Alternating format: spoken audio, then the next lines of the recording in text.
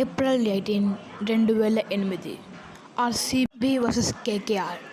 ఆ రోజు Brendon McCullum 158. అది ఐపీఎల్లో ఫస్ట్ మ్యాచ్. ఆ రోజు ఆ నాక్ వలన ఆర్సీబీ కేకేఆర్ చేతిలో చిత్తుగా ఓడిపోయింది. అప్పటి నుంచి మొదలైంది ఆర్సీబీకి ఫెయిల్యూర్.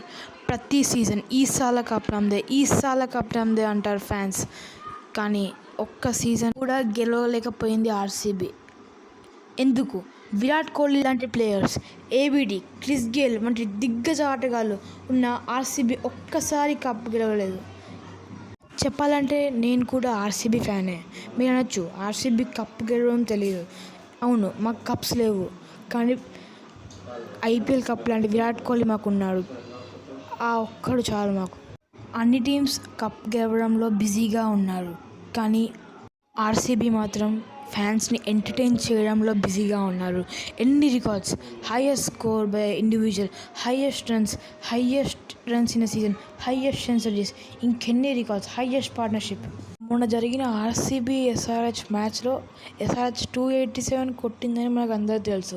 అప్పుడు మా ఫ్రెండ్ ఒకడు అన్నాడు, వాడు ఎస్ఆర్హెచ్ ఫ్యాన్.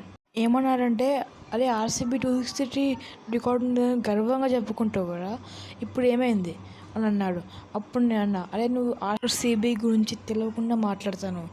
వాళ్ళు తలుచుకుంటే మీ ఎస్ఆర్హెచ్ మీద 300 కూడా కొట్టగలరు.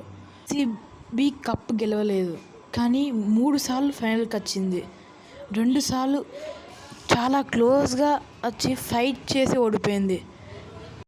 5 టైమ్ ఛాంపియన్ లాంటి సిఎస్కే, ఎంఐ టీమ్స్ ఇలా సమానంగా ఆర్సీబీకి కూడా అంతగానం ఫ్యాన్ బేస్ ఉంది. అదంతా ఈ ఒక్కడి వల్లనే.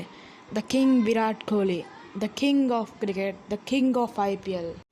ఈ విరాట్ కోహ్లీ లేకపోతే ఆర్సీబీకి ఇంత ఫ్యాన్ బేస్ ఉండేదే కాదు. సో ఆర్సీబీ ఈ సీజన్ కప్ కొడుతుందా లేదా నెక్స్ట్ సీజన్ కప్ కొడుతుందా కామెంట్ చేసి చెప్పండి. నా ఫైనల్ రిక్వెస్ట్, మీరు ఆర్సీబీకి సపోర్ట్ చేయకపోయినా పర్వాలేదు, కానీ ఆర్సీబీని మాత్రం ట్రోల్ చేయకండి ప్లీజ్. బట్ ఫైనల్లీ ఈసాల కప్ నామ్దే.